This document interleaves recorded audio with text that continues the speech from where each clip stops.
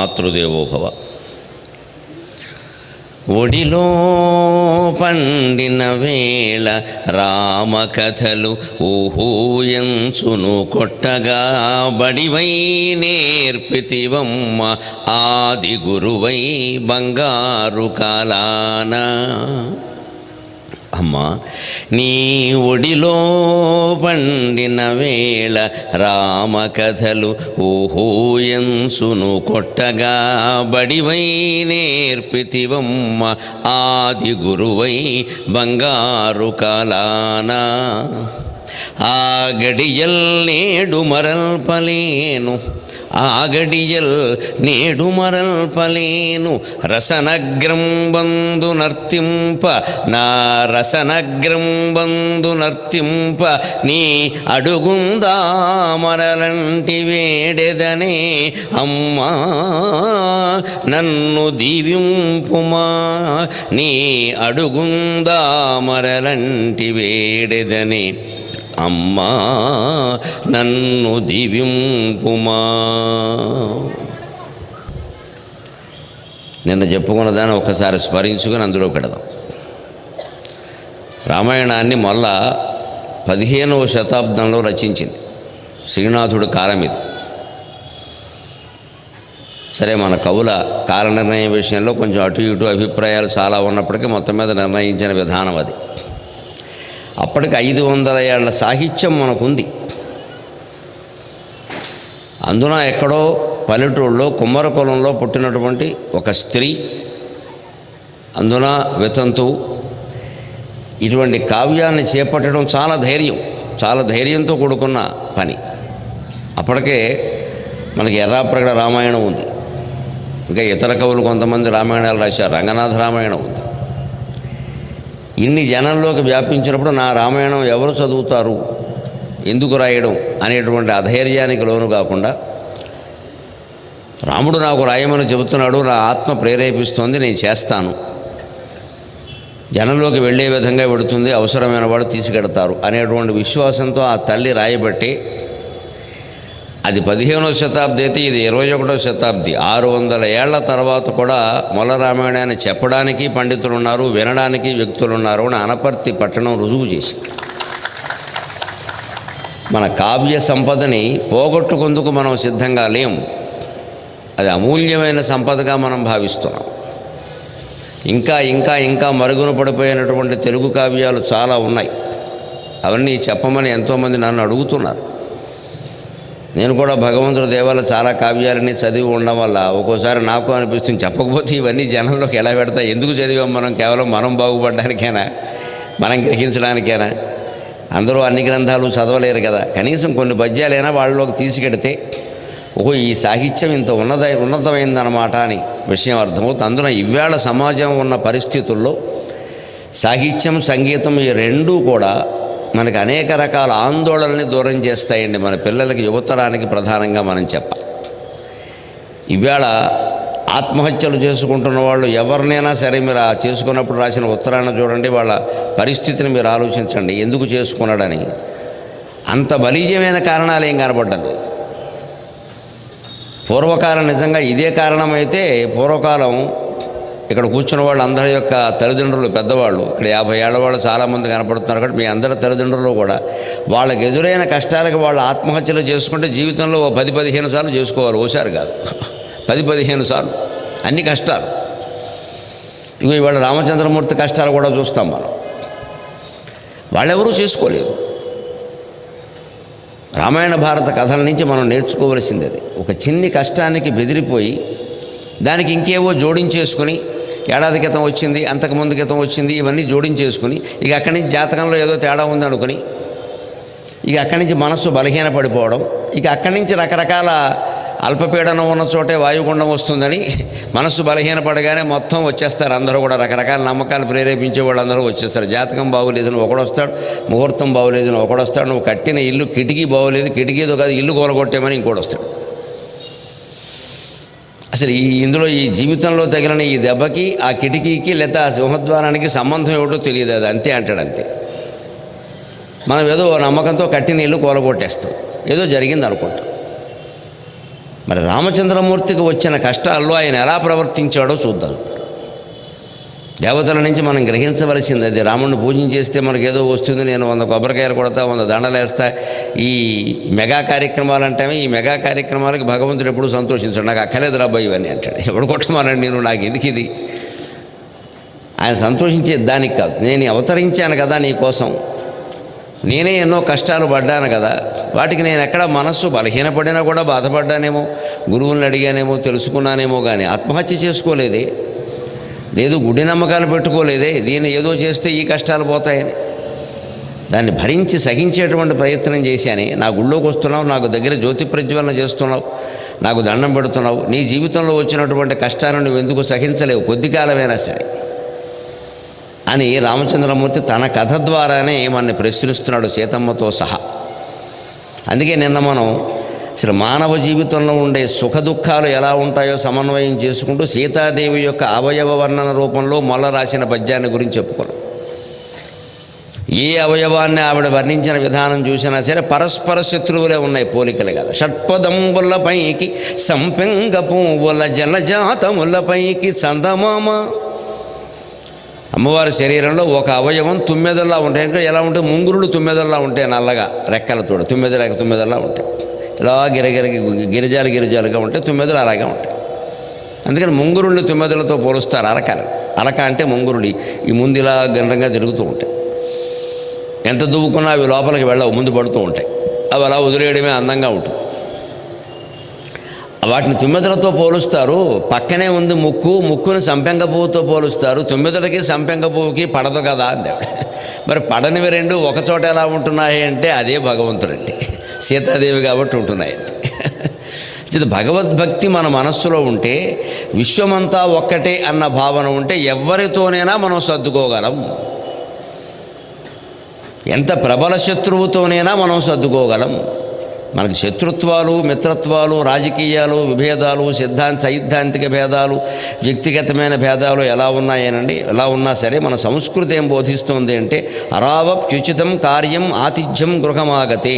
నీకు బద్ధశత్రువైన వాడు నీ ఇంటికి వచ్చినా సరే ముందు తలుపు తీసి మంచినీళ్ళి, తర్వాత విషయాలు మిగిలినవన్నీ అన్నారు. అది భారతీయ సంస్కృతి. అరావపి ఉచితం కార్యం ఆతిథ్యం గృహమాగతే. ఎంత శత్రువైనా సరే నీ ఇంటికి వచ్చాడు, ముందు మంచినీళ్ళి, తలుపు తీసి మంచినీళ్ళి, తర్వాత మాట్లాడి మిగిలిన ఉంటాయి.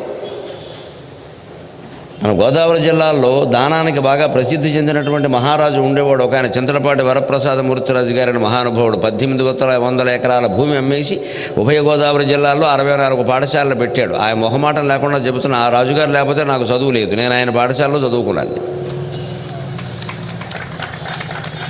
తాడేపల్లిగూడెం దగ్గర కాశీపాడులో కెనడీ హై స్కూల్ అని పెట్టాడు. నేను సరిగ్గా ప్రాథమిక విద్య ముగించే సమయానికి ఆయన బడి పెట్టాడు. మా నాన్నగారు తీసుకెళ్ళి అందులో బారేసారు, చదువు వచ్చింది, లేకపోతే ఆగిపోయింది. ఆయన ఎన్ని కష్టాలు వచ్చినా సరే, ఎన్ని ఇబ్బందులు వచ్చినా, ఎంత ఆస్తి తరిగిపోతున్నా సరే ఆయన ఆ దానాన్ని అలా కొనసాగించారు. అలాగే చేసుకుంటూ వెళ్ళారు. పరస్పర వైరాలను కూడా జీవితంలో భరించారు. ఆయన తాడేపల్లిగూడెం నియోజకవర్గంలోనో మరి ఎక్కడో కానీ ఎన్నికల్లో పాల్గొన్నప్పుడు ఒక చిత్రం జరిగింది. ఈ మన సంస్కృతి యొక్క ఔన్నత్యం. ఆయనకి వ్యతిరేకంగా ఎవరో వేరే పార్టీ తరఫున ఎవరో నిలబడ్డారు. ఈయన ఎంత ధైర్యం కలిగిన వాడంటే, తన తరఫుని, తన పార్టీ తరఫున తన కోసం ప్రచారం చేస్తున్న వాళ్ళని ఒక 100 మందిని తీసుకుని ఆయన ఇంటికి వెళ్ళాడు. అవతల వ్యక్తి ఇంటికి వెళ్ళాడు. ఇంటికి వెళ్ళి తలుపు తీసుకుని ఆయన కూడా ఇలా చూస్తున్నాడు. ఆయన విచిత్రంగా లోపలికి వెళ్ళిపోయాడు. వాళ్ళు ఆవిడని పిలిచాడు, రామ్మా, ఇగో 100 మంది వచ్చారమ్మా, మీ ఊరు వచ్చారు, ఎందుకోసం వస్తే నీకెందుకు, ఇల్లాలేవు కదా, వండి పెట్టాలి కదా, పెట్టేయన్నాడు. ఆశ్చర్యకరంగా ఇల్లాలు వండి పెట్టేసింది. ప్రత్యర్థి పార్టీ వర్కర్లకు 100 మందికి ఆవిడ భోజనాలు పెట్టింది. జయహో భారతీయ సంస్కృతి. ఇది మనం పాటించవలసింది. అసలు ఆ వ్యతిరేకంగా ఎన్నికల్లో పోటీ చేసేవాడు అలా ఆదరిస్తాడని ఈయన అనుకోవడం ఏంటి? నేను విన్న పేరు మరి పొరపాటు ఒట్టి పార్థసారథి గారని విన్నాను. అవతల వ్యక్తి ఆయన పోటీ చేశారని, ఆయన ఎంత సౌజన్యం, ఆవిడెంత సౌజన్యం, ఈయనకెంత ధైర్యం అసలు ఆ ఇంటికి వెళ్ళడానికి, ఆయనకి వ్యతిరేకంగా పోటీ చేస్తూ. అక్కడికి వెళ్ళాక ఆయన చూసి ఆశ్చర్యపోతున్నా, ఏంట్రా నీకు నాకు పోటీ ఉంటే ఉండొచ్చు, అన్నం పెట్టడానికి ఏంట్రా, అన్నం పెట్టవా నాకు, ఏమో నువ్వు పెట్టవా అని అడిగట్టు భార్య. అయ్యో ఎందుకు పెట్టండి బాబు, మీరు మా తండ్రి లాంటి వారు, రెండంటే నాకు కదమ్మా, నాతో కూడా 100 మంది వచ్చారు, మరి అలాగా పెట్టానట్టు. వాళ్ళ ఊళ్ళో ప్రచారమా, ఈయన కోసం ఈయన ప్రచారమా, వాళ్ళ ఇంటికి వెళ్ళి భోజనం చేయడమా, ఈయనకెంత ధైర్యం ఉండాలి, ఆయనకెంత ఔదార్యం ఉండాలి. ఇది భారతీయ సంస్కృతి. అందున గర్వంగా చెబుతున్న గోదావరి జిల్లాల సంస్కృతి ఇది. గోదావరి జిల్లాల సంస్కృతి. గోదావరి తన నీళ్లని ఎలా ఉపయోగించుకున్నా ఏమీ అనదు. దేవుడు అభిషేకానికి ఉపయోగించుకునే వాళ్ళు ఉన్నారు, సాగునీరు తాగునీరుగా ఉపయోగించుకునే వాళ్ళు ఉన్నారు, రకరకాల ప్రయోజనాలకు ఉపయోగించుకునే వాళ్ళు ఉన్నారు. గోదావరి వాడి మీద కోపంతో ప్రవహించడం మానేసిందా? నా నీళ్లతో వంకర పని చేస్తావా అని మానేసిందే. ఎంతోమంది సాగునీటికి తాగునీటికి వాడుకుంటున్నప్పుడు, ఎంతోమంది పవిత్ర అభిషేకాలకు కూడా వాడుకుంటున్నప్పుడు ఒకరిద్దరెవరో వంకర పనులు చేశారని నేను ప్రవహించడం ఎందుకు మానేయాలని గోదావరి అనుకోవటంలా జీవితం కూడా అంతే. మనం అలాగే అనుకోవాలి. ఎవరో ఒకరిద్దరు మనకు అపకారాలు చేయొచ్చు, వాళ్ళ మీద కోపంతో లోకానికి చేసే ఉపకారం మానేస్తామో మనం. ఎందుకంటే సృష్టిలోనే పరస్పర వైరుధ్యాలు ఉన్నాయి. తుమ్మెదలతో కంటి చూపుని పోలుస్తారు, ముంగురుణ్ణి పోలుస్తారు, ముక్కుని నా సంపెంగ పువ్వుతో పోలుస్తారు. రెండు పక్క పక్కనే ఉన్నాయి కదా. జలజాతములపైకి చందమామ కళ్ళని పద్మాలతో పోలుస్తారు, చేతుల్ని పద్మాలతో పోలుస్తారు, ముఖాన్ని చంద్రుడితో పోలుస్తారు. పద్మాలకి చంద్రుడికి పడదు. మరి అమ్మవారి చేతులేమో పద్మాల్లో ఉన్నాయి, ముఖమేమో చందమామలో ఉంది. అన్నీ ఆవిడ చేతుల్లోనే ఉన్నాయి, ఆవిడ శరీరంలోనే. ఈ పరస్పర విరోధులను కూడా ఆవిడ శరీరంలో అట్టిపెట్టుకుని అవయవ రూపంలో ఎందుకు తనను తాను అలంకరించుకుంది అంటే సృష్టి మొత్తం విరోధాలతోనే ఉంటుంది. ద్వంద్వాలు అంటారు వీటినే. వేదాంత శాస్త్రంలో ద్వంద్వాలు అంటారు. ద్వంద్వం అంటే జంట, శీతోష్ణాలు ఒక ద్వంద్వం, చలి వేడి. ఇప్పటి వరకు చలి అనుభవిస్తున్నాం మనం. రేపు సంక్రాంతి పండుగకి ఏమవుతుందో తెలుసా? సంక్రాంతికి సంకల్లో చేతులు అంటారు, శివరాత్రికి శివ అంటారు. ఆ సామెత చూడండి. సరిగ్గా చలి ఎప్పుడు ప్రవేశిస్తుందో కూడా చెప్పాడు కావ్యాల్లో. చలి ప్రవేశించున ఆగుల చవితి నాడు మెరయు వేసవి రథసప్తమి దినమున. నాగుల చవితితో చలి మొదలవుతుంది దీపావళి తర్వాత. సరిగ్గా నాగుల చవితి నాడు చలి ప్రవేశిస్తుంది. తేదీ ఇది. అంతేకాదు రేపు రథసప్తమి వస్తుంది. మెరయు వేసవి రథసప్తమి దినమున. రథసప్తమి నుంచి వేసవి మొదలవుతుంది. అంతకుముందు కూడా కొద్దిగా వేడిగా ఉండదు, కానీ వేసవి అనడానికి వెళ్ళొద్దని. అది వాత్సవి, అదొక రుచి అంతే. తర్వాత వేసవి. ఈ చలి ఇలా ఉంది. రేపు సంక్రాంతికి ఏమవుతుంది? కాస్త సంకల్లో చేతులు పెట్టుకుంటాం, భోగిమంటలు వేసుకుంటాం. తెల్లారగట్ట లేవడానికి బద్ధకమైన సరే భోగిమంట గురించి లేస్తాం, ఆ వేడి గురించి. అందుకే అప్పుడు పెట్టారు భోగిమంట. వేసవకాలంలో పెట్టలేదు. వేసవకాలంలో భోగిమంటలు కూడా పెడితే అంటుకుంటాయి మొత్తం అని. చలికాలంలో పెట్టారు. ప్రజలు లేవాలంటే మంట ఉండాలి, లేకపోతే లేవరు. కడుపులో మంట ఉన్నా సరే దుఃఖం ఉన్న వాళ్ళు గమనించండి. మీరు లేచే కూర్చుంటారు, పడుకోరు. ఇంకా దుఃఖం ఉందిగా, దుఃఖాగ్ని ఉన్నా అంతే, అసలాగ్ని ఉన్నా అంతే, పడుకోలేరు, లేచి కూర్చుంటారు. అంతే తాత్పర్యం. అది మళ్ళీ శివరాత్రి వచ్చేసరికి శివసభ వెళ్ళిపోతుందిట. శివరాత్రికి చలి ఉండదు. ఎందుకంటే శివరాత్రికి చలి ఉంటే జాగారం చేయలేము. భగవంతుడు చేసిన ఏర్పాటు చూడండి. జాగారం చేయలేము, తెల్లవాళ్ళు మెలుగుగా ఉండాలి, చల్లే ఉడుకొస్తుంటాడు. అప్పటికి వేసవకాలం వచ్చేస్తుంది. పర్వాలేదు, కాస్త గాలి ఇస్తుంది అనుకుంటాం అంతే. ఇలాగ ఎప్పుడు జీవితంలో శీతోష్ణాలు, సుఖదుఖాలు, మానావమానాలు, జయాపజయాలు, లాభ నష్టాలు అన్నీ ఉంటాయి. వీటిని శరీరంలో అవయవాలుగా భావించండి. ముక్కుకి మూతి శత్రువని, చెవికి కన్ను శత్రువని చెవో కన్నో తెగొట్టేసుకున్నామా? లేదు కదా. అందుకే ఇక్కడ మొల్ల అవయవాలన్నింటినీ రకరకాల వస్తువులతో పోలుస్తూ ఇవన్నీ పరస్పర విరోధంతో ఉన్నాయి, శత్రుత్వంతో. పాదాలు చిగురాకుల్లా ఉన్నాయి, అమ్మవారి పలుకు కోకిలలా ఉంది. కోకిల చిగురాకుల్ని మింగేస్తుంది కదా, అంచేత పాదాలని పలుకు మింగేసింది అంటే అమ్మవారు బతకాలా వద్దా? కానీ ఆవిడ బాగానే ఉంది కదా. మన జీవితంలో కూడా, మన బంధువర్గంలో కూడా, మన ఇంట్లో కూడా, మనం పనిచేసే చోట కూడా శత్రువులు ఉంటారు, మిత్రులు ఉంటారు, అందరూ ఉంటారు. మనం ఎవరితో ఎలా ఉండాలో నేర్చుకోవాలి. శత్రువుతో కూడా, ఒక్కోసారి ప్రమాదకరమైన వ్యక్తితో కూడా కలిసి పనిచేయక తప్పదు. కలిసి పని చేయడం ఏమిటండి? ఈ దేశంలో నిన్న మొన్నటి వరకు ఆడవాళ్ళు చాలామంది కాపరాలే చేస్తున్నారమ్మా, ఇప్పుడు కూడా చేస్తున్నారమ్మా. పరమ దుర్మార్గులతో కాపరాలు చేస్తున్నారు, అనుమానం ಇಲ್ಲ. రాక్షసులతో చేస్తున్నారు కాపరాలు. పూర్వం అయితే చాలా ఎక్కువ చూసాం. ఈ మధ్య కాస్త కంఠాలు పైకి లేస్తున్నాయి, కానీ పూర్వం లేచేవి కావు, చచ్చి పడేవారు. అలాగే ఏమనేవాడు, అనడానికి ధైర్యం ఉండేది కాదు. ఇప్పుడు ఇంకా కాస్త అన్నేనా అంటున్నారు. ఇప్పటికీ పడుతున్న వాళ్ళు ఉన్నారు, రాక్షసులతో, మామూలు వాళ్ళతో కాదు. అసలు ఆయనతో ఈవిడ గారు ఎలా కాపురం చేస్తుందని ఊళ్ళో వాళ్ళు ఆశ్చర్యపోతారు. అంతే, ఏమి వదిలేస్తాను, నిజమే ఏదో జరుగుతుంది, లేదా ప్రాణం తీసుకుంటాం. ఇంతకంటే ఇంతకంటే గొప్ప జనం వస్తుందా?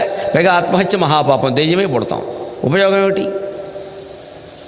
పోనీ ఈవేళ ఏదో రకరకాల సౌకర్యాలు ఉన్నాయి, దానికి ఏముంది? ఇంకేవో పోనీ విడాకులు తీసుకుంటే ఎంతకంటే ఆయన గొప్పవాడు దొరుకుతాడా? వీడికంటే వీడి పెనమైతే వాడు పొయ్యి అవుతాడు. పెనమేనయ్యాం ఓసారి అటు ఇటు తిప్పుతారు, పొయ్యిలో పడ్డాక చేసేది బుడిదైపోవడమే. వాడు చక్కగా చెబుతాడు మాటలు. విడిపోయే వాళ్ళందరికీ, భార్యలకైనా భర్తలకైనా విడిపోవాలనిపించినప్పుడు ఈ మాట గుర్తు చేసుకోండి, విడిపోవాలని అనిపించదు. సరిగ్గా మనం ఇంట్లో కలహాలు ఉన్నాయి, భార్యాభర్తల మధ్యలో తేడాలు ఉన్నాయి అన్నప్పుడు వెంటనే ఈ ఆడదానికి ఎవడో మొగాడు తయారైపోతారండి. పక్క ఆఫీసులో పనిచేసేవాడు, పక్కింటి వాడు, ఏదో మొత్తం వ్యాపార సంబంధాలు ఉన్నవాడు తయారై అసలు ఇంక స్త్రీ స్వేచ్ఛ గురించి ఇక తెలంగాణ కూడా మాట్లాడండి, అంత గట్టిగా మాట్లాడతాడు వాడు. వాడి పెళ్ళని అడిగితే తెలుస్తుంది వాడు ఏమి స్వేచ్ఛ ఇచ్చాడు అక్కడ. వీడు చలన నవలనేది చదివేసినట్టు మాట్లాడతాడు ఇక్కడ. అది పాపం ఈవిడ ఆ మాటలకు పడిపోతుంది. చంపేస్తున్నాడు ఇక్కడ మొగుడు, వాడు ఎవడో బాగా చూస్తాడని చెప్పి అంతే. ఇంకా మనసులో వంకర ఆలోచన ప్రవేశించింది. పొరపాటున ఏమైనా ఇక్కడ సంబంధం తెగి అక్కడ ఏర్పడిందా, వాడు 6 నెలలకు మొదలు పెట్టేస్తాడు దండకం. వాడు ఏదో చేయకపోతే నేను ఎందుకు ఏడుపడు అంటాడు. ఆకర్షణ కోసం మాట్లాడతారు, మగవాళ్ళైనా అంతే, ఆడవాళ్ళైనా అంతే. దీని విషయంలోనే మనం జాగ్రత్తగా ఉండాలి. అందుకే సీతాదేవి అవయవాలను వర్ణిస్తూ మొల్ల మనకిస్తున్న సందేశం ఏమిటంటే, పరస్పర విరోధాలు శరీరంలోనే ఉన్నాయి. శరీరాలతో నిర్మితమైన సృష్టిలో ఉండవా, నీ జీవితంలో ఉండవా? ఆ విరోధాలను నువ్వే సమన్వయం చేసుకుని జీవితాన్ని అలంకరింప చేసుకోవాలి, కానీ వదిలేస్తానంటే ఎలాగా, మధ్యలో మానేస్తానంటే ఎలాగా అంటూ. అందుకే ఇంత అవగాహన కలిగినటువంటి సీతాదేవి అపహరణ జరిగినప్పుడు రామచంద్రమూర్తి ఎంత విరహం అనుభవించాడో మొల్ల వర్ణిస్తూ. భార్యాభర్తల మధ్యలో విరహ వేదన అనేది ఎలా ఉంటుందంటే, మధురమైన సంబంధం ఉన్నప్పుడే విరహం అనేది ఉంటుంది.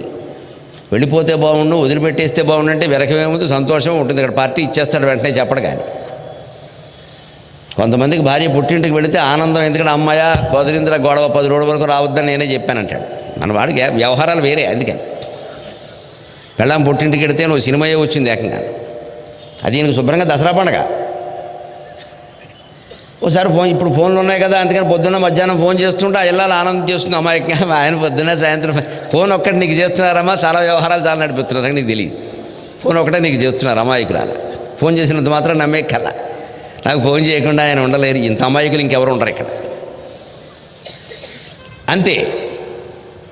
అదే మరి కొంతమందిని చూస్తే అసలు ఒక్క 10 నిమిషాలు ఎడబాటు కూడా వాళ్ళు భరించలేరండి. అది ఆధారపడడం కావచ్చు, ప్రేమ కావచ్చు, అనుబంధం కావచ్చు, ఏదైనా కావచ్చు. దంపతుల మధ్య అటువంటి అనుబంధం ఉంటే అప్పుడు విరహం భరించలేనట్టుగా ఉంటుంది. ప్రతిదీ గుర్తొస్తూ ఉంటుంది. ఒక పూట మనకంటే విడిగా వేరుగా ఉన్నా సరే ఆ ఇల్లాలు గుర్తొస్తుంది. గుర్తొచ్చింది అంటే ప్రేమ ఉన్నట్లు లెక్క. అందుకే ఆడవాళ్ళు చాలా పరీక్షగా మర్నాడు భర్త ఫోన్ చేసినప్పుడు ఊళ్ళో లేకపోతే నేను గుర్తొచ్చానా అని అడుగుతారు. అనుభవం మీద చెబుతున్నా, గుర్తొచ్చారనే చెప్పాలి, వేరే మాట్లాడకూడదు. పై ఊళ్ళో ఉన్నప్పుడు ఎవరింట్లో మనకి ఎంత అమృతప్రాయమైన భోజనం పెట్టినా సరే ఇంటి దగ్గర భార్య ఫోన్ చేసి, ఏమండి ఎక్కడో ఉన్నారు ఈవేళ, భోజనం ఎలా ఉంది అంటే, ఏదో తిన్నా నువ్వు పెట్టినట్టు పెడతారా అనాలి. అంతేగాని బ్రహ్మాండంగా ఉందని చెప్పకూడదు, కొంపలు అంటుకుపోతాయి. దీన్ని లౌక్యం అంటారు. ఊళ్ళూళ్ళు తిరుగుతుంటే అనుభవం మీద వస్తుంది ఇదంతా.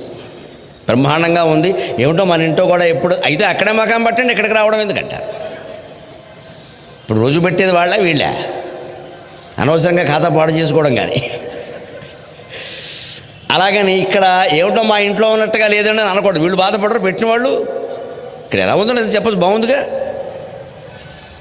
చక్కగా పెట్టారండి, మా ఇంట్లో కూడా ఎప్పుడు ఇలా లేదని ఇక్కడ అనొచ్చు. కానీ ఈ మాట అక్కడికి వెళ్ళకుండా జాగ్రత్త పడాలి, మళ్ళీ వాట్సాప్లో వెళ్ళిపోకూడదు. అది ఇంతే జీవితం ఇది. అంతేగాని ఇందులో ఎవరిని అనవలసిన పని లేదు. ఒక పూట ఎక్కడో తిని మెచ్చుకున్నంత మాత్రాన్ని నా మీద వేరే అభిప్రాయం ఏర్పడుతున్న భార్య అనుకోవడం ఎందుకు కానీ అనుకుంటారు, సహజం అదంతే. తాను చేసిందే బాగుండాలి, తాను పెట్టిందే బాగుండాలి, తన దగ్గరే ఉండాలి, ఇలా సహజం ఏదో అవు అని అంటే అయిపోయాయి. ఏముంది, అప్పుడే విరహవేదన కూడా తీయగా. అందుకే ఇప్పుడు రామచంద్రమూర్తి సీతాపహరణం తర్వాత విరహవేదనకి లోనై ఎలా గుర్తు చేసుకుంటున్నాడో, అరణ్యంలో తిరుగుతూ కిష్కింధకాండలో కూడా ఎలా గుర్తు చేసుకుంటున్నాడో మళ్ళీ వర్ణిస్తోంది చాలా విచిత్రంగా. వనజక్షి నినుగోడి వర్తింప అతి ఘోరవనములు శృంగారవనములవును. సీతా, నీవు లేకుండా నాకు ఒక్కరోజు గడవడమేనా సాధ్యమేనా? నన్ను విడిచిపెట్టి ఎలా వెళ్ళగలిగావు? ప్రాణమేనా వదిలేస్తావుగా, నన్ను విడిచిపెట్టవే, ఎలా వెళ్ళగలిగావు? వనజక్షి నినుగూడి వర్తింప అతి ఘోర వనములు శృంగారవనములౌను. పడతి నీతో గూడి పవళింప కర్కశ శయ్యలు పువ్వుల శయ్యలగును. కలకంటి నీ చేతి కందమూలాది భోజనములు మధుర భోజనములగును. హరి మధ్య నిన్ను గోడి చెరియించునటువంటి తపములు సత్పుణ్య తపములగును. కెరలి నీ తోడగోడి భోగించినట్టి భోగమంతయు దేవేంద్ర భోగమగును. సుదతి పొడగట్టగదె నాకు చూడవలయు కన్నులకు కానబడవేమి కమలనయన, కన్నులకు కానబడవేమి కమలనయన.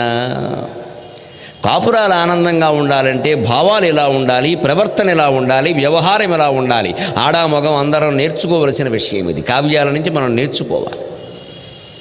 కావ్యం ఎందుకోసం చదువుతాం, పురాణం ఎందుకోసం వింటామంటే పుణ్యం కోసం కాదమ్మా. చెవిలో పువ్వెట్టుకుని వెళ్ళిపోవడానికి. ఈ కథ విన్నాకే నాకు పిల్లలు పుట్టారు, నీకు పిల్లలు పుట్టడానికి నా ప్రవచనానికి సంబంధం లేదు. దయచేసి అపార్థాలు చేసుకోవచ్చు. ప్రవచనాలు వింటే పిల్లలు పుట్టారు, గుళ్ళోకి వెడితే పిల్లలు పుట్టరు, చెట్లు చుట్టూ తిరిగితే పిల్లలు పుట్టరు. దానికి దీనికి సంబంధం లేదు. ఈ పిచ్చి నమ్మకాలు పెంచుకోబడి మనం అవే చేస్తాం అక్కడ. అసలు పిల్లలు పుట్టడం అనేది అంత పెద్ద విషయం కాదు. ముందు ఆ విషయం వదిలేయాలి. పిల్లలు పుట్టిన వాళ్ళందరూ సుఖంగా ఉన్నారా? పుట్టిన పిల్లల్ని పెంచి పెద్ద చేయిద్దా? వారి దేశానికో ధర్మానికో కనీసం మన కుటుంబానికో ఉపయోగపడద్దా? ఊరికే స్వార్థపరులుగా మిగిలి ఉపయోగం ఏమిటి ఇక్కడ? వీళ్ళ మనం కనీ దీనికోసమా చెట్ల చుట్టూ పుట్ల చుట్టూ తిరిగేది? అందుకోసం కాదండి. అసలు ఏది లేకపోయినా బాధపడకుండా ఉండడమే తత్వం. అటువంటి పిల్లలు లేకపోతే మాత్రం బాధ చేయడానికి పిల్లలు లేని వాళ్ళు నా దృష్టిలో దేవతల కింద దేవతల వరకు పిల్లలు లేరు. మీరు లెక్క చూసుకోండి. దేవతలు ఏ ఒక్క దేవతకి పిల్లలు లేరు. ఎందుకుంటారో తెలుసా? ఉన్నవాళ్ళు ఎవరు వాళ్ళు కాదు, కడుపున పుట్టిన సంతానం కాదు, సంకల్పం వల్ల పుట్టిన వాళ్ళే. కుమారస్వామి, వినాయకుడు, శివపార్వతులకైనా, మన్మధుడు, బ్రహ్మదేవుడు, లక్ష్మీనారాయణుడికైనా సంకల్పం వల్ల పుట్టిన వాళ్లే తప్ప కడుపున పోసి కన్నవాళ్ళు కాదు. దేవతలకి గర్భనరకం అనేది లేదు. పురాణ ప్రసిద్ధమైన విషయం అది. ఏ ఒక్క దేవుడు కూడా, ఏ ఒక్క దేవత కూడా కడుపున మోసి పిల్లల్ని కనదు. సీతాదేవి కూడా భూమిలోనే దొరికింది, గమనించండి. జనకరాజు భార్య కడుపున కనలేదు ఆవిడ్ని. లక్ష్మీదేవికి గర్భనరకం లేదు. వాళ్ళు అలా పుట్టారు, అసలు అలా దొరుకుతారంతే ఎక్కడో వచ్చాడు. గోదాదేవి భూదేవి అంశగా చెబుతారు. ఆవిడ భూమిలోనే దొరికింది విష్ణుచిత్తుడికి. ఏ తల్లి కడుపులో పడలేదు ఆవిడ, పడరు వాళ్ళు. ఎందుకు దేవతలు పిల్లల్ని కనరు మనకు మళ్ళీ అంటే, మనం ఇద్దరు పిల్లల్ని కన్నా 200 కోట్లు ఇచ్చినా ఈ సన్నాసులకు సరిపోవట్లేదు ఇక్కడ. ఇంకా మా బాబు ఇవ్వలా, కనీసం తండ్రి కూడా అండు బాబు అంటాడు. ఎందుకని హక్కుగా భావిస్తాడు అక్కడ. నా హక్కు ఇది, నాకే ఇవ్వకపోతే ఎవరికి ఇస్తావు, ఇలా మాట్లాడతాడు. అదే మనం ఊళ్ళో వాడు ఎవరికో దానం ఇచ్చామనుకో మాట్లాడతారండి. అలాగా 5,000 ఇస్తే 3,000 ఇస్తే కృతజ్ఞతలు ధన్యవాదాలు చెప్తారే. 5,000 కాదమ్మా, 5,000 కోట్లు ఇచ్చిన కొడుకు కృతజ్ఞతలు చెప్పడం, ఇవ్వకేం చేస్తామంటాడు. ఇదే మనం గ్రహించాలి. ఎంత ఇచ్చినా తల్లిదండ్రుల దగ్గర హక్కుగా భావిస్తారు. హక్కుగా భావించే చోట ఎంత ఉన్నా సరిపోదు. నాకు ఇంకా కావాలి అనుకున్న చోట ఎంత ఉన్నా సరిపోదు. ఇది చాలు, నాకు ఉన్నదే చాలు అన్న చోట ఎంత ఉన్నా బాగానే ఉంటుంది. లోకంలో పేదవాడు అంటారు, దరిద్రుడు అంటారు. పేదవాడంటే సహజంగా లేనివాడు, దరిద్రుడు అంటే ఎవరో తెలుసా? ఎంత ఉన్నా చాలని వాడు. ఇప్పుడు లెక్కేసుకుందాం మనలో దరిద్రుడు ఎంతమంది ఉన్నారు. ఎంత ఉన్నా చాలని వాడు దరిద్రుడు. ఇంటూ ఆడదాని నోట కానీ మొగాడి నోట కానీ ఇదేమి సంపద అని దరిద్రపు మాట వచ్చిందంటే ఇంత దరిద్రపు మొహాలు ఇంకెవరు లేరు. వీళ్ళ మొహాలు కూడా చూడకూడదు, ఆ మాట రాకూడదు. ఉన్నది ఎందుకు సరిపోట్ల? ఇదేమి సంపద, ఏం లోటు ఉంది నీకు? తిండికి లోట, బట్టకి లోట లేదు. పక్క వాళ్ళతో పోల్చుకోవడం, తోడోళ్ళతో పోలిక, బావమరితో పోలిక, పైవాటా వాడితో పోలిక, ఆస్ట్రేలియా వాడితో కూడా పోలికే. పోల్చుకొని వాళ్ళకున్నంత మనకి. దీన్ని దరిద్రపు లక్షణం అంటారు. ఈ మాటలు మానేయాలి. ఈ మాటలు ఉంటే ఇంకాస్త దరిద్రం పట్టుకుంటాం. పేదవాడు దోషం లేదని, పేదవాడు సహజంగానే లేనివాడు. దరిద్రుడు అంటే ఎంత ఉన్నా చాలనివాడు. పేదవాడిని మనం బాగు చేయగలం, దరిద్రుడిని ఎలా బాగు చేస్తాం? ఎంత ఉన్నా సరిపోదు. అందుకే దరిద్రం అనే పదం తెలుగులో తిట్టు పదం ఏంది? దరిద్రపు కార్యక్రమం, దరిద్రపు మనిషి, దరిద్రపు మాటలు, దరిద్రపు సినిమా. ఇదేంటి దరిద్రపు సినిమా? ఏమిటండి? కోట్లు పెట్టి వాడు తీశాడు, వీడికి నచ్చల. ఆ దరిద్రం అనే మాట మనకి ఎందుకు నచ్చలేదు అంటే అసంతృప్తికి ప్రతీక దరిద్రం. పేదవాడిని అనుకుంటే ఏం పర్వాలా, లేదు నాకు పేదవాడిని చెప్పుకుందుకు బాధపడగలం. దరిద్రుడిని ఏం చెప్పుకోలేం మనం, ఆ మాట వాడలేము. అంతే, మనం పేదవాళ్ళమైనా పర్వాలా, దరిద్రుడం కాకూడదు. అందుకని ఉన్నదంటేనే సంతృప్తిగా ఉండాలి. అందుకే సీతాదేవి వనానికి వచ్చేసింది. భర్త వనవాసం చేస్తుంటే భార్య అంతఃపురంలో భోగాలు అనుభవిస్తుందా? అందులో సీతాదేవ. అందుకే ఇప్పుడు రాముడు ఏమనుకుంటాడంటే, వనజాక్షి నినుగూడి వర్తింప అతిఘోర వనములు శృంగార వనములకు. పద్మాల లాంటి ఓ కళ్ళు కలిగిన సీత ఓర తీరాల్లో లేదు, సముద్ర తీరాల్లో లేదు. సౌందర్యం మన మనస్సులో ఉంది. నీ మనస్సు ఆనందంగా ఉంటే ప్రపంచమంతా అందంగా కనపడుతుంది. నీ మనస్సు ఆనందంగా అట్టిపెట్టుకోవాలి, అంతా మనస్సులో ఉంది. నా దేహో నచ జీవాత్మానేంద్రియాణి పరంతప మన ఏవ మనుష్యాణం కారణం బంధమోక్షయో. దేవీ భాగవతం ప్రథమ స్కంధంలోనే చెబుతారు ఈ విషయాన్ని. మనిషి దుఃఖం అనుభవించడానికైనా సుఖం అనుభవించడానికైనా బంధాల్లో పడ్డా అని ఏడవడానికైనా స్వేచ్ఛగా ఉన్నాను అని ఆనందంగా ఉండడానికైనా మనస్సే కారణం. నా దేహో దేహం కారణం కాదు, నచ జీవాత్మ కారణం కాదు, నేంద్రియాణి పరంతప ఇంద్రియాలు కూడా కారణం కాదు, కేవలం మనస్సే కారణం. మనం నిరంతరం ఆ మనస్సును పరిశీలించుకుంటూ ఉండాలి. అది ఒక్కటే మనకి చేతకాంది, ఇష్టం లేనిది. ఎందుకు ఇష్టం కాదో తెలుసా? పరిశీలించేది మనస్సే, పరిశీలింపబడేది మనస్సే. అందుకని మనస్సుకి పరిశీలింపబడ్డం అనేది ఇష్టం ఉండదు, ఒప్పుకోదు. అది వెంటనే తిరగబడుతూ ఉంటుంది. నీకే అంటుంది వెంటనే. రెండో ఆలోచన వచ్చేస్తుంది అక్కడి నుంచి. ఆ మనస్సునే కాస్త పగ్గాలు బట్టి పట్టుకుని మనం ప్రగ్రహో నిగ్రహో వ్యగ్రహనైక శృంగో గదాగ్రజగ అని విష్ణు సహస్రంలో చెబుతారే ఆ 3 నామాలు మనోనిగ్రహానికి సంబంధించినవి. ప్రగ్రహో నిగ్రహో వ్యగ్రహ. ప్రగ్రహ అంటే పగ్గాలు పట్టుకో, నిగ్రహక బాగా గట్టిగా పట్టుకో, వ్యగ్రహ ఏకాగ్రంగా భగవన్నామం మీద దృష్టి పెట్టు. ఆ నామాల అర్థం అది. ప్రగ్రహో నిగ్రహో వ్యగ్రహ నైక శృంగో గదాగ్రజక. ఊరికే నామాలు చదువుకుంటూ పోవడం, 100 మంది కూర్చుని చదివాం, 1000 మంది కూర్చుని చదివాం, అందరికీ ప్రసాదాలు పెట్టాం, మాతో పాటు స్వామీజీ కూడా వచ్చారు. అందరూ వస్తారమ్మా, శ్రీ మహావిష్ణువు రాడు, మిగిలిన వాళ్ళు అందరూ వస్తారు. ఉపయోగం ఏంటి? ఆయన మనం వేదిక మీద కాడు, మన మనసులో కూడా రాడు. అన్నిసార్లు చదవడం, ఇన్నిసార్లు చదవడం, ఒక 1000 మంది కలిసి చదవడం ఈ మెగా ప్రోగ్రాములు కాదండి. చిత్తశుద్ధిగా చదివామా, దాని అర్థం తెలిసా, ఏమైనా ఆచరించామా, లేని దానికి దేనికి పారాయణలన్నీ. అప్పుడు ఇది అర్థమవుతుంది. మనస్సును నిగ్రహించుకోవాలి. నిగ్రహించుకుంటే మనస్సు ఎలా ఉంటుంది? మనస్సులోనే అందం ఆనందం అన్నీ ఉన్నాయి కాబట్టి భార్యాభర్తల మధ్యలో ఇద్దరికీ అన్యోన్యం అనేది ఉన్నప్పుడు, అది పూరిపాకైతే పెద్ద మేడ అయితే, అన్యోన్యం లేనప్పుడు మేడ అయినా ఉపయోగం లేదు, అన్యోన్యం ఉన్నప్పుడు పూరిపాకైనా పర్వాలేదు. అంచేది ఆ అన్యోన్యంగా ఉండడం ఎలాగా అనేది మనం ఆలోచించాలి తప్ప, ఏమిటో ఇంత చిన్నింట్లో ఏముంటాం, మా పుట్టింట్లో బోళ్ళు ఇల్లు ఉండేది, ఉంటే ఏం చేస్తావమ్మా, ఊడ్చుకుంటూ కూర్చుంటావా? ఇక్కడ ఇల్లు తగ్గింది, సంతోషించరాదా? ఊడ్చుకోవడం తక్కువ. పని మనిషి మానేసినా గొడవ లేదు, మనం ఓ చీపురు వేసేయచ్చు. 16 గదులు ఉంటే చీపురు ఎక్కడేస్తాం? పైగా ఇప్పుడు చీపులు వేయడానికి వీళ్ళు లేకుండా ప్రతి వాళ్ళ పడక గదుల్లోనే పెద్ద మంచాలు ఉన్నాయి, ఎప్పుడూ వాళ్ళు చేసే ఉంటాయి, రోగిష్టి మంచాలలాగా. డబుల్ కాట్ బెడ్ అని 6x6, 7x7, మొగుడు ఇంటూ పెళ్ళాం అలాగే ఉంటాయి. ఇటు వెళ్ళడానికి చోట్లేదు, అటు వెళ్ళడానికి చోట్లేదు. ఒకవేళ అడిగెడదామంటే పెద్ద బీరువా ప్రత్యక్షం అక్కడ, అది తీస్తే మంచం కదపాల్సిందే.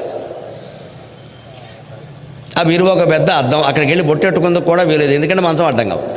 ఆ అద్దం ఎందుకంటే అది అందుకే, ఏది ఎందుకో తెలియదు, మనం ఎందుకో అదే అందుకే. అన్నీ నిరర్థకమే, డబ్బెట్టు కొనుక్కున్నాం అంతే. ఇదివరకైతే శుభ్రంగా నవారు మంచాలు, మడత మంచాలు ఉండేవి, రాత్రిపూట వేసుకునేవారు, పగలు ఎత్తీసేవారు, పగలు శుభ్రంగా తువ్వాళ్ళు పంచులు ఆరేసేవారు. ఇంకా మొత్తం మల్టీపర్పస్ బహుళార్థ సాధక ప్రాజెక్ట్ అది. ఓ చిన్న గదిలో 10 మంది బతికేవారు, చిన్న గదిలో ఒక్కటే పడగ్గది. ఇదివరకు ఎప్పుడు పెద్ద పెద్ద పెంకుటిళ్ళు ఉన్నప్పుడు ఒక్కటే పడగ్గది, ఆ దంపతుల కోసమే. అది కూడా కొత్త దంపతులు పెళ్ళి అయిన వాళ్ళు ఉంటే వాళ్ళకు వదిలేసేవారు, వీళ్ళు బయట పడుకునేవారు. పరవటిల్లు అని ఉండేది పెద్ద హాల్ లాగా, అందులో పడుకునేవాళ్ళు 10 మంది, అందరికీ అక్కడే. మంచాలు వాల్చేవారు, పగలల్లా ఎత్తేసేవాళ్ళు. ఆ మంచాల మీద తువ్వాళ్ళు, చీరలు, బనీళ్ళు అన్నీ ఆరేసేవారు. అక్కడే కూర్చొని కింద భోజనాలు చేసేవారు. రాత్రి శుభ్రంగా నీళ్ళు కడిగేసుకునేవాళ్ళు, తుడి చేసేవాళ్ళు, మళ్ళీ మంచాలు వేసుకునేవాళ్ళు, శుభ్రంగా గడిపేశారు. ఇవాళ మొత్తం అందరికీ ఆ రూము ఈ రూమ్ అని కట్టాం, ఇద్దరికి తప్పితే ఆ రూమ్ సరిపోదు. కొడుకు కోళ్ళు వస్తే సరే, రెండో కొడుకు కోళ్ళు వస్తే ఏం చేయాలో తెలియదు, హోటల్ రూమ్ బుక్ చేయాల్సిందే. ఇళ్ళు మాత్రం చాలా పెద్దవిగా ఉన్నాయి. మొత్తం 1500 ఎస్ఎఫ్టీ, 15,000 ఎస్ఎఫ్టీ అలాగే ఉంది ఇక్కడ. మొత్తం ఎస్ఎఫ్టీలకు లోటేం లేదు. కానీ మనకేం ఉపయోగపడదు ఎస్ఎఫ్టీ, డబ్బులు కట్టుకోవడానికే.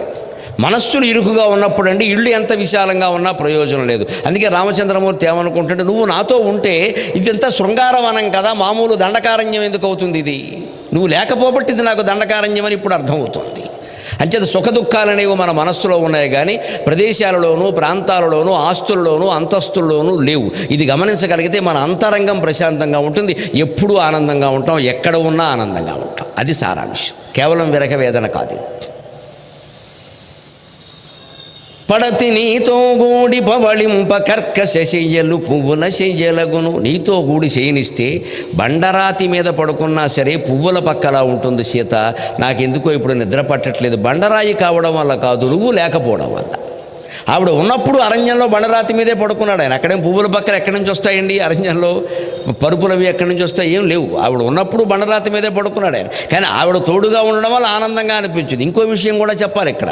సీతారాములు 14 ఏళ్ళు బ్రహ్మచర్యం పాటించారండి. పొరపాటున కూడా వారి మధ్య శారీరక సంపర్కం లేదు. ఉంటే పిల్లలు అప్పుడే పుట్టేవాళ్ళు.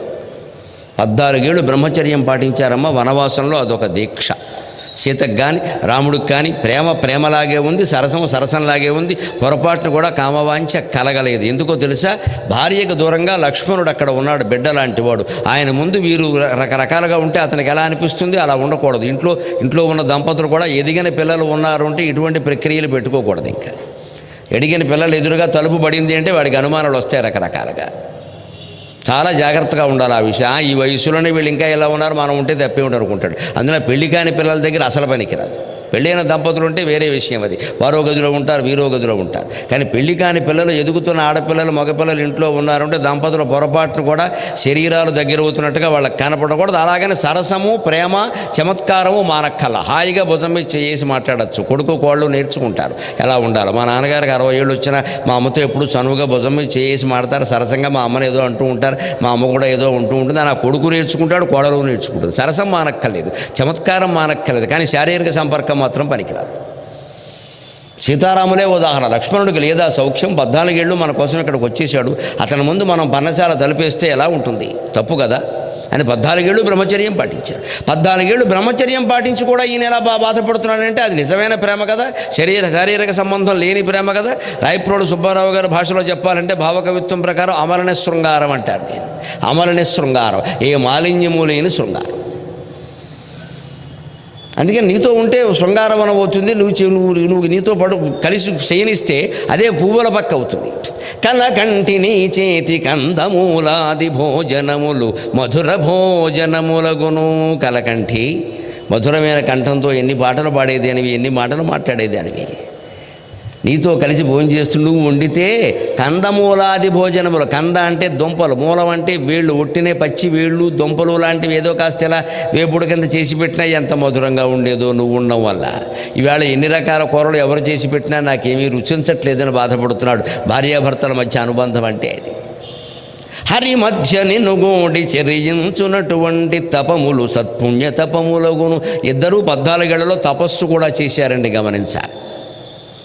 ఇంత తపస్సు చేయడానికి వీళ్ళ వయస్సులు ఏమిటో తెలుసా? సీతాదేవి చెప్పింది, నిన్న మనం చెప్పుకున్నాం. వనవాసానికి బయలుదేరే సమయానికి రాముని వయస్సు 25. 14 ఏళ్ళు వనవాసం చేశారు. 25 + 14 39, 40 ఏళ్ళు వేసుకోండి. సీతాదేవి 7 ఏళ్ళు చిన్నది అనుకున్నాం. వనవాసం ముగిసి రావణాసురుడు అపహరించే సమయానికి సీత వయస్సు 32, రాముడు వయస్సు 42, ఈయన వయస్సు 40. 25, 14, 39 కదా. ఈవిడ వయస్సు 32, ఆయన వయస్సు 39. 40 ఏళ్ళు కూడా నిండలేదు రామచంద్రమూర్తికి. 32 ఏళ్ల వయస్సులో సీతాదేవి ఉండగా అపహరణకు గురైంది. 32, 40 వయస్సులో ఉన్నటువంటి దంపతులు ఎలా ఉంటారండి? వనవాసమైనా జీవనవాసమైనా ఎక్కడా వాళ్ళ మధ్య శృంగార సంబంధం లేదు, లైంగిక బంధం లేదు, మానసిక బంధం తప్ప. కానీ ఆ మానసిక బంధమే ఎలా ఉంది అంటే నీతోటి ఉన్నటువంటి ప్రతి క్షణము గొప్పదే అంటున్నాడు. నీతోటి కలిసి తపస్సు చేశాను నేను, అదే సత్పుణ్య తపము, అంతకంటే గొప్ప తపస్సు ఇప్పుడు నేను చేయలేకపోతున్నాను అన్నాడు. అంటే తపస్సులో కూడా భార్యాభర్తలు జంటగా ఉండి తపస్సు చేయొచ్చు. వానప్రస్థాశ్రమం అంటారు దాన్ని. 60 ఏళ్ళు దాటిన తర్వాత భార్యాభర్తలు కొడుక్కి, కోడలికి లేదా కూతురికి, అల్లుడికి, వారసులకి బాధ్యతలు అప్పగించి ఉద్యోగం, వ్యాపారం అన్నిటి నుంచి తప్పుకుని వానప్రస్థాశ్రమంలో ఉండాలి. వానప్రస్థాశ్రమం అంటే వనానాం సమూహం వానం, అడవుల్లోకి వెళ్ళి ఉండాలి. ఇప్పుడు అడవులు ఎక్కడున్నాయి? మొత్తం అన్నీ కాల్చిపారేశారు, ఎక్కడా అడవులు లేవు. ఇక్కడ అడవుల సంపదలు ఎప్పుడో నశించి, అందుకని ఇప్పుడు ఏం చేయాలి? ఇంట్లోనే అడవిలో ఉన్నట్టుగా ఉండాలి, ఎక్కువ మాట్లాడకుండా. దంపతులు ఊరికే ఇంకా వాళ్ళ నిర్ణయాలు వాళ్ళు. ఏదైనా వచ్చి నాన్నగారు ఏమిటిది, ఇదేదో ఈ డబ్బులు ఏదో ఇవాళ నాకు తెలియట్లేదంటే మంచిదిరా ఇలా చేసుకో అని చెప్పడం వరకే, అంతే. నీకేం తెలుసురా నీ తలకాయ అని వాడిని ఏదో అనడం, వాళ్ళ ఆవిడ ఎదురుగానే వాడికి మంట ఎత్తిపోతుంది అంటే ఆవిడకి అంతకంటే బాధగా ఉంటుంది. అక్కడికి మనకి ఏమిటంటే వాడికి ఏం తెలియదండి అన్నాం, ఎవరన్నా వస్తే తెలియదని కదా మన అహంకారం. ఇక్కడ పెద్దవాళ్ళు కూడా అహంకారాలు ఇవన్నీ. నాకు తప్పితే ఇంకెవరికి ఏం తెలవడానికి వీల్లేదు. ఇక్కడ కొడుకు కోళ్ళు కూడా దద్దమ్మల్ని మనమే చేసేస్తున్నాం. అలా కాకుండా వారికి ఇచ్చేది ఏదో ఇచ్చి చేస్తున్నాం. తేడా ఉంటే చెప్పొచ్చు, లేని దానికి ఎందుకు చెప్పడం? మనకి విశ్రాంతి దొరికిందిగా, మన గదిలో మనం ఉన్నాగా మంచి పుస్తకం చదువుకుంటూ ఇదే వానప్రస్థం. ఎక్కడికి వెళ్ళక్కలా, వనంలోకి వెళ్ళాలని ఏం లేదు, ఇంట్లోనే. వాళ్ళకి బెత్తనం ఇచ్చేసాం, వాళ్ళు ఏదో పెడతారు, తింటారు, ఏదైనా తేడా వస్తూ చెప్తాం, పర్వాలేదు. మిగిలిన సమయం అంతా ఆధ్యాత్మిక గ్రంథ పఠనం. అలా ఒక 10 ఏళ్ళు చేస్తే 70. అప్పటి గమనించండి, మనిషికి పూర్ణాయుర్దాయం 72 ఏళ్ళు. 72,000 నాడులు శరీరంలో ఉంటాయి. పూర్ణాయుర్దాయం 1000 నాడులకు 1 సంవత్సరం చెప్పిన సాధారణ మానవాయుర్దాయం కలియుగంలో 72 ఏళ్ళు. జ్యోతిష్యంలో పూర్ణాయుర్దాయం అంటే 72 ఏళ్ళు లెక్క. అంకే చెప్పరు, పూర్ణం అని చెప్తారు అంతే. పూర్ణం అంటే 100 అనుకోకూడదు, 72. 70 ఏళ్ళు దాటే ఇంకేమిటి, ఇంక 2 ఏళ్లే కదా. ఈ 2 ఏళ్ళు భగవంతుడి కోసం, ఆత్మజ్ఞానం కోసం ప్రయత్నం చేయకపోతే దేనికోసం చేస్తాం ఇప్పుడు? ఇంకా ఊరికే సంఘ సేవ అన్ని మానేయాలి. ఇంకా సంఘం లేదు, సేవ లేదు, ఊరుకో, చేసిన సేవ చాలు. ఇదంతా పేరు కోసమే, కీర్తి కోసం ఓ గొప్పలు చెప్పేస్తారు. ఇక్కడ ఓ చేసేస్తున్నాం సంఘ సేవ. మేము 200 పేజీ సింగిల్ పుస్తకాలు ఇచ్చాము. చూశాను నేను చాలామందిని. ఈ పుస్తకాలు పంచిపెట్టేవాళ్ళు, పెన్సిల్ పంచిపెట్టేవాళ్ళు, పెన్నులు పెట్టేవాళ్ళు ఇప్పుడు విందు వినోదాలు చేస్తారండి, భోజనాలు చేస్తారు. భోజనాల ఖర్చు 5 లక్షలోనో, దానాల ఖర్చు ఏమో 500లోనో. భోజనాలు మానేసి అది కూడా దానాలు చేస్తే బాగుంటుంది. అప్పుడు తెలుస్తుంది వీళ్ళ దానం ఏమిటో, వీళ్ళ సేవ ఏమిటో. నేను చూసే చాలా చోట్ల భోజనాలు పిలుస్తారని, డిన్నర్ అని చెప్తాడు. 5 లక్షలు అన్నాడు. 5 లక్షలు దేనికి? మీరు డిన్నర్ పని లేక డబ్బు ఉందని చెప్పుకోవడానిక? దానం చేసేదేమో 5,000, భోజనాలు ఏమో 5 లక్షలు. మేము సేవ చేసాం. ఎవరికి చేస్తారు సేవ? 5,000 భోజనాలు చేసి 5 లక్షలు దానం చేసి అప్పుడు చెప్తాం. ఇవన్నీ డబ్బా కబుర్లండి, గొప్ప కోసం, ప్రచారం కోసం. తర్వాత నెమ్మదిగా ఆ సంస్థల ద్వారా పేరులోకి వచ్చి వెంటనే రాజకీయాల్లోకి వస్తాడు. ఇక్కడ అనుమానం వెళ్ళా, అక్కడి నుంచి సేవ చేశాను మాట్లాడతాడు. ఈ సేవ ఎందుకంటే తర్వాత మొత్తం గోకేయడానికి. ఎంత తెలుసున్నదే జరుగుతున్న భాగవతం ఇది. ఏదో రకంగా ఫేమస్ అవ్వాలి, ఏదో రకంగా ప్రసిద్ధం కావాలి. అవ్వాలంటే ఏదో ఒకటి చేయాలి. ఇదే నాటకం. ఈ నాటకం దేనికి? అందుకోసమా నీ సేవ? నువ్వు తినేదేమో 5 లక్షలు, వాడికి ఇచ్చేదేమో 5,000. దీనికి పెద్ద ప్రచారం ఎక్కడ? మన భోగాలకి, మన క్లబ్బులకి, మన డిన్నర్లకి, మన హోటల్ రూమ్స్ బుక్ చేసుకోవడానికి 5-5 లక్షలు ఖర్చు పెడతారు. దానం ఇచ్చేదేమో 5,000. దీనికి ఒక పెద్ద ప్రచారం ఎక్కడ? ఇదే ఈ నాటకమే మనిషిని కురంగదీస్తూ. ఇదంతా మనం పేరు కోసం, ప్రచారం కోసం తప్పితే ఇందులో ఏమి కలిసి వచ్చేది లేదు. ఇందుకోసం అందరూ తయారవుతారు. అందుకే ఈ చేసే సేవలు కూడా ఎలాగో డబ్బా సేవలే కాబట్టి 70 ఏళ్ళకి మారేయడం మంచిది. ఇంకా అనవసరం డబ్బా. ఇక మీకు 2 ఏళ్ళు దేవుడికే డబ్బా. ఇది నాటకమే తెలుస్తూనే ఉంది. ఇంక మానే చాలు, చేసింది చాలు. ఇంకా ఏదో చేయాలనక్కల్లా.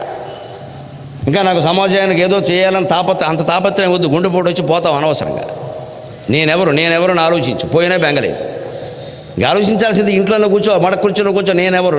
నేను శరీరం కాదు, నేను మనస్సు కాదు, నేను బుద్ధి కాదు, నేను ఇంద్రియాలు కాదు. పడుకుంటే తెలుస్తూనే ఉంది. అయితే నేనెవరో తెలిపోవలసిందే ఈవేళ.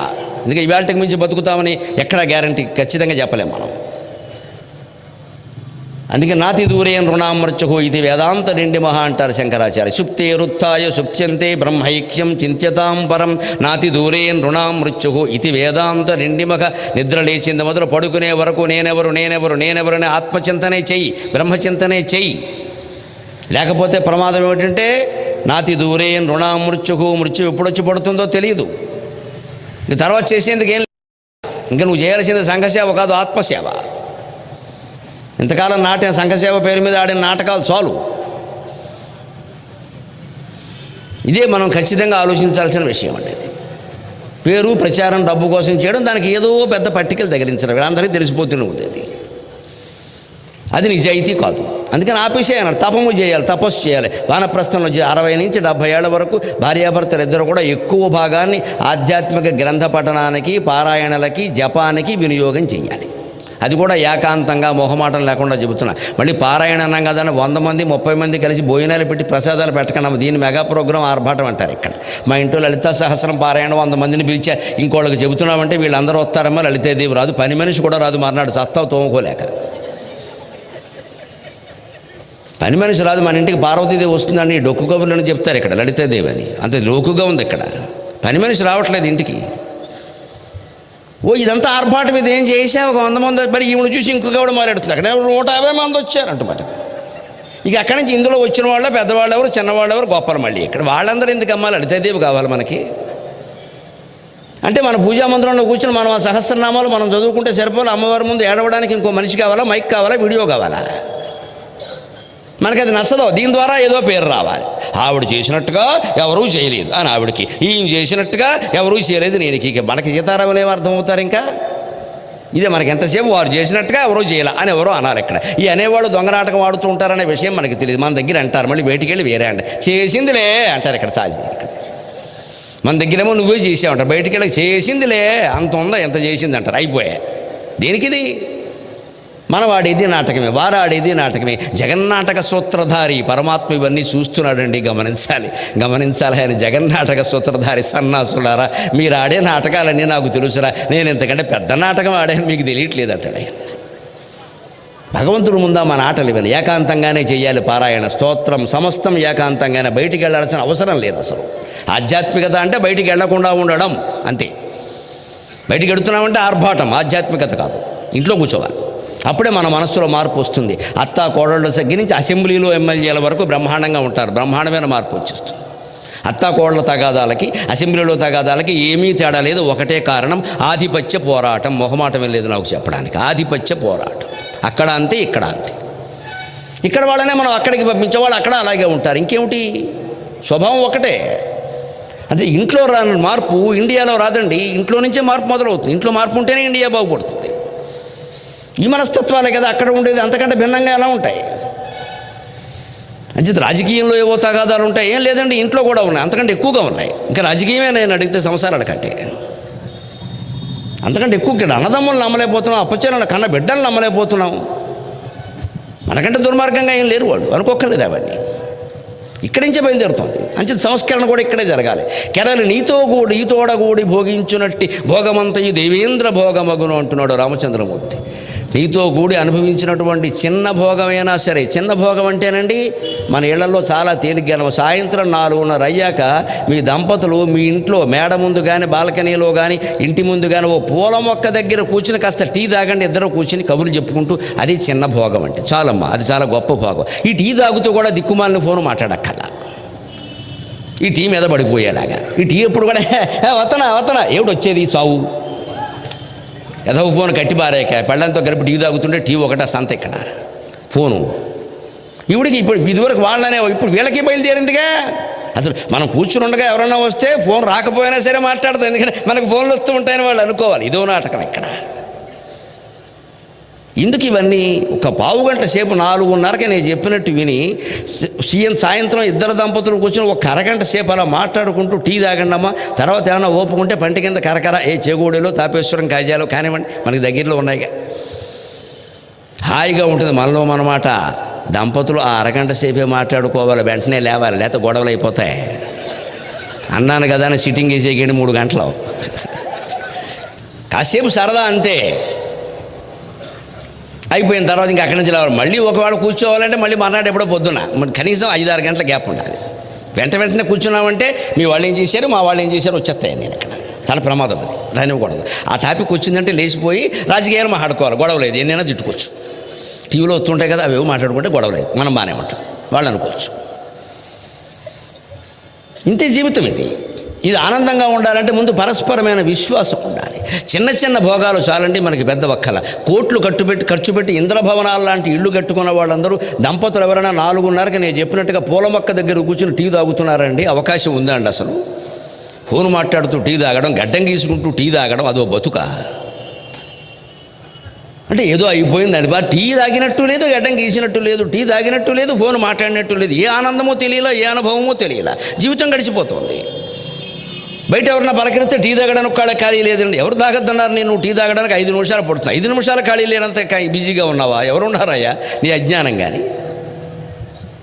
అంచేత రామచంద్రమూర్తి సీతారాములు కష్టాలు వచ్చినప్పటికీ, వనవాసమే చేసినప్పటికీ వాళ్ళు ప్రతి చిన్న భోగాన్ని ఆనందంగా అనుభవించారు కలిసి కూర్చుని. అందుకని ఇప్పుడు విరహవేదనలో ఇంత బాధపడుతున్నాడు. నువ్వు కనబడడం లేదే అంటున్నాడు. అలాంటి విరహవేదనతోనే ఆయన కిష్కింధకి వెళ్ళాడు. సుగ్రీవునితో మైత్రి చేశాడు. సుగ్రీవుడు సీతాదేవిని వెతకడం కోసం 4 రకాలుగా తన సైన్యాన్ని విభాగం చేసి పంపించాడు. అందులో దక్షిణ దిక్కుకు హనుమంతుణ్ణి పంపించాడు ప్రధాన వ్యక్తిగా. కానీ అంగదుడు నాయకత్వంలో వెళ్ళింది. ఆ హనుమంతుడు దక్షిణ సముద్ర తీరానికి వెళ్ళాక సముద్రం దాటాలి, దూకాలి అని నిర్ణయించుకున్నాక ఎవ్వరూ అందుకు మేము సిద్ధంగా లేమంటే హనుమంతుడు సముద్ర లంఘనం చేస్తున్నాడు. ఎంత అందంగా రాసిందో ఆ పద్యాన్ని చెప్పుకుందాం మనం. హనుమంతుడి యొక్క సముద్ర లంఘనం సుందరకాండలో చాలా ప్రధానమైన విషయం. సంసార సాగరాన్ని కూడా లంఘించడం ఎలాగో ఈ పద్యం ద్వారా గ్రహించవచ్చు, హనుమంతుని చర్య ద్వారా గ్రహించవచ్చు. కేవలం సముద్ర లంఘనం కాదు, ఇది సంసార సాగర లంఘనం. మొగము బిగించి పాదములు మొత్తముగా నటనూది త్రొక్కి, మొగము బిగించి పాదములు మొత్తముగా నటనూది త్రొక్కి, నీటుగా మొగమెత్తి భీకర కఠోర రవమ్మున నార్చి, నీటుగా మొగమెత్తి భీకర కఠోర రవమ్మున నార్చి, నీటుగా మొగమెత్తి భీకర కఠోర రవమ్మున నార్చి బాహులత్యగణితలీలనూచి వలయంబుగ వాలముద్రిప్పి వ్రేగునన్ నగము సగమ్ము గృంగ కపినాథుడు నింగికి చేరరివునన్ మనోజవం మారుతతుల్య వేగం జితేంద్రియం బుద్ధిమతం వరిష్టం వాతాత్మజం వానరయూధముఖ్యం శ్రీరామదూతం శిరసా నమామి. మహాసాహసం ఆంజనేయుడు చేసింది. ఒక్క విషయాన్ని మనం దృష్టిలో పెట్టుకోవాలి. రాముడికి ఆంజనేయుడు భక్తుడు కాబట్టి చేశాడు అనద్దమ్మా. రాముడు కనపడే వరకు ఆయన భక్తుడు కాదు. ఆంజనేయుడు వేరు, రాముడు వేరు. మనం ఏదో ఒక సంబంధం అంటకట్టేస్తే ఏమైపోతుందంటే అక్కడికి ఆ సంబంధం కోసం ఉపకారం చేసినట్టు అవుతుంది. ఏ సంబంధము లేకుండా రాముడు బాధపడుతున్నాడు, సుగ్రీవుడు చెయ్యమన్నాడు కాబట్టి హనుమంతుడు చేశాడు. రామాయణం చదివే చెబుతున్నా. ఇంతకు మించిన అనుబంధం రామాంజనేయుల మధ్యలో లేదు. పూర్వజన్మ అనుబంధాలన్నీ కలపక్కల అవన్నీ వాల్మీకి చెప్పలేదు. మన ఓవర్ యాక్షన్లు ఇవన్నీ. ఏ అనుబంధము లేని మనిషికి హనుమంతుడు ఉపకారం చేశాడు. మనము అలాగే సమాజంలో ఏ అనుబంధము లేకపోయినా సరే కష్టంలో ఉన్నానికి సాయం చేయాలి. అదే హనుమంతుడు, అదే సుందరకాండ. ఏదో ఒక అనుబంధం పెట్టుకుని చేశామంటే అనుబంధం కోసం చేశామన్నమాట. కొడుక్కో కోళ్లకో కూతురుకో అల్లుడికో మేనల్లుడికో బావమరుదుకో ఎంత ఉపకారం చేసినా బంధుత్వం ఉండబట్టి చేశామంట. ఏమీ లేకపోతే చెయ్యలేమా? దాతవ్య జీవితం యద్దానం దీయతే అనుపకారణి అంటాడు భగవద్గీతలో. దానం ఇచ్చేటప్పుడు నీకు ఏమీ సంబంధం లేని వాడికి, ఏమీ తెలియని వాడికి మళ్ళీ ఎప్పుడూ ఏమీ ఆశించకుండా ఇచ్చాయి. మళ్ళీ ఇచ్చాననే విషయం కూడా వాడు చెప్తాడేమో ఎక్కడైనా మనం చెప్పక్కల అవసరం. ఆయన చెప్పకుండా చెప్పుకోండి, మనం చెప్పం. మీరు ఇచ్చింది ఏదో వస్తువు నా దగ్గర ఉందంటే సంతోషమయ్యా, వెళ్ళిపోవడమే అంతే. ఇలా నా గురించి అందరూ చెప్పుకుంటున్నారు అన్నామంటే సాత్విక అహంకారం అవుతుంది. అది తెలియని వాడికి రైల్లోంచి విసిరేసినట్టే వెళ్ళిపోవాలి దానాలు. రైల్లోంచి విసిరేసినట్టే. ఎవడు తీసుకుంటాడో మనకు తెలియదు. వెళ్ళిపోవాలంతే. మనకు అక్కర్లేదు, ఎవరికో కావాలి, ఇచ్చేస్తాం అంతే. మనకు అక్కర్లేదు, ఎవరికో కావాలి, ఇచ్చేస్తాం. దానికి ఏం పేరు, ప్రచారము, ప్రతిష్ట, దాని మీద మన ముద్ర, ఇవన్నీ అవసరం లేదు. ఇవి ఆలోచన చేసుకోవాలి. అప్పుడే మనసు ప్రశాంతంగా ఉండదు. ఏదో ఆశించి ఇచ్చాము అంటే బెల్లం మొక్క ఇచ్చినా సరే మొత్తం బెడ్డ మొక్క అయిపోతుంది. అది ఇచ్చిన తర్వాత మళ్ళీ వ్యాఖ్యానం, ఇన్ని ఇచ్చాం, ఏం గుర్తింపు ఉంది, కానీ గుర్తింపు కోసం ఇస్తావమ్మా? ఎంత గుర్తింపు ఉంటే సరిపోతుంది. హనుమంతుడు ఏ గుర్తింపు కోసం సముద్రం దూకాడండి? సామాన్యమైన సాహసం. ఎవడన్నా దూగ్గళ్ళా? ఈయన ఏమైనా సీతాదేవి మేనత్త కూతురా? రాముడు ఏమైనా ఈయన మేనత్త కొడుక? ఏమి సంబంధం? వీళ్ళు వానరులు, వాళ్ళు నరులు, జాతి సంబంధం లేదే. పోనీ ఇంత సాహసం చేసి సుందరకాండ అంతా రోజున్నర తిరిగి 32 గంటలు తిరిగి సీతాదేవిని అన్వేషించి వచ్చి ఇస్తే, రామచంద్రుడు ఇచ్చినటువంటి చెబితే వచ్చిన కానుక ఏమిటండి? కౌగులించుకోవడం, అంతకుమించి ఏం లేదు ఇక్కడ. ఇంత అయ్యి రామ పట్టాభిషేకం జరిగే కూడా హనుమంతుడు కనీసం హోమ్ మినిస్టర్ ఇవ్వలేదు, రెవెన్యూ మినిస్టర్ ఇవ్వలేదు, ఏమీ ఇవ్వలేదు. ఒక్క మంత్రి పదవి కూడా లేదు. ఏమీ సంబంధం లేదు, ఏమీ ఆశించలేదు, ఏమీ ఇవ్వలేదు. అది కూడా సీతాదేవి చెబితే ఒక్క హారం ఇచ్చారు. ఆ హారం కూడా ఇందులో రామనామం ఉందా అని వెతికేట అమాయక చక్రవర్తి. ఇంత ముగ్ధమోహన మధుర భాషమూర్తి ఇంకెవరైనా ఉంటారా? ఇంత త్యాగమూర్తి ఇంకెవరైనా ఉంటారా? సుందరకాండ అందుకోసం చదవాలి. ఉద్యోగం కోసం చదివా, పెళ్లి కోసం చదివా, పిచ్చి మాటలు ప్రచారం చేయకండి అమ్మ. ఉద్యోగాల కోసం, పెళ్లి కోసం కాదు. అది సుందరకాండ జ్ఞానం కోసం, సుందరకాండ జ్ఞానం కోసం, సుందరకాండ భక్తి కోసం, సుందరకాండ జ్ఞానం కోసం, సుందరకాండ వైరాగ్యం కోసం. మన ఉద్యోగాలు పెళ్లిళ్ళ కోసం కాదు సుందరకాండ.